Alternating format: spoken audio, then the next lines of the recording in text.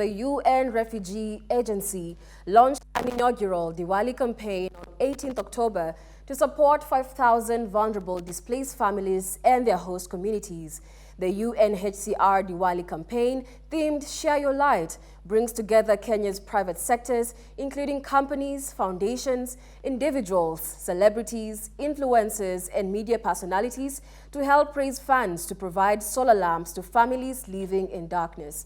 The Share Your Light campaign will run from 18th October to 20th November, and the proceeds raised from the Diwali campaign, an annual religious festival of light that celebrates the triumph of light over darkness, will go to providing solar lamps to refugee families. Amina Rai spoke about young women and girls whose activities in education and business came to a standstill after sunset, encouraging all Kenyans to participate in the cause.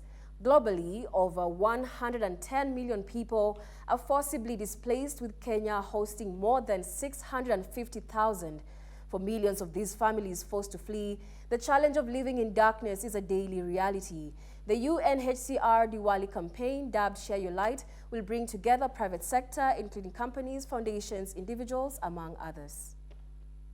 Around 650,000 refugees living in Kenya, across in Dadaab, Kakumanda, as well as in other urban areas. The campaign targets nearly around 5,000 families to support them with the solar lanterns, which is very important to provide dignity for the families. This is also actually in line with the government's climate action agenda, and President Ruto's call for actually renewable energy, and as well as the government key targets in COP 2030 as well, which has recently happened in Kenya.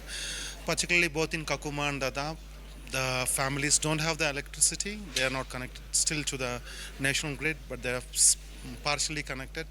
But this renewable energy actually will help them light the entire homes and the family, particularly for the girls. And it pained me to see that when the sun would set, she would not be able to study because she had no light. Like, she would have a candle and the wicker would burn so brightly but so fast that after 5 minutes she wouldn't be able to complete her studies. Or there was another tailor that I met who would take care of her family in the day, take care of her sick grandmother, go to work to be a tailor, and she would only get a few hours in at 3 because the sun would set by 5:30 and she wouldn't be able to work. I think as media, it would be very interesting for you to find a sweet spot when it comes to how to make these conversations more appealing to the masses. Because if you look at refugees, people always think of others in need, but think of how you become a refugee.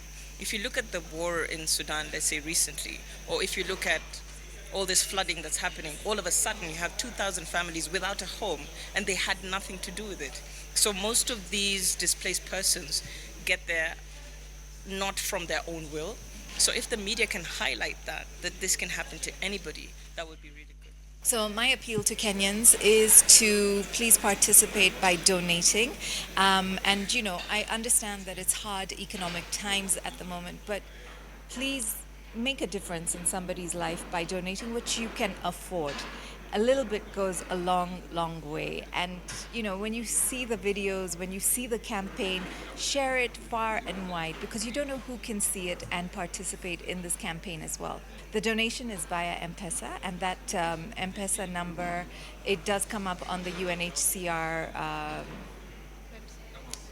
It does come up on the UNHCR website, and you can get all the details on the campaign on the website as well as our social media pages. You'll see a lot of familiar faces in the campaign video.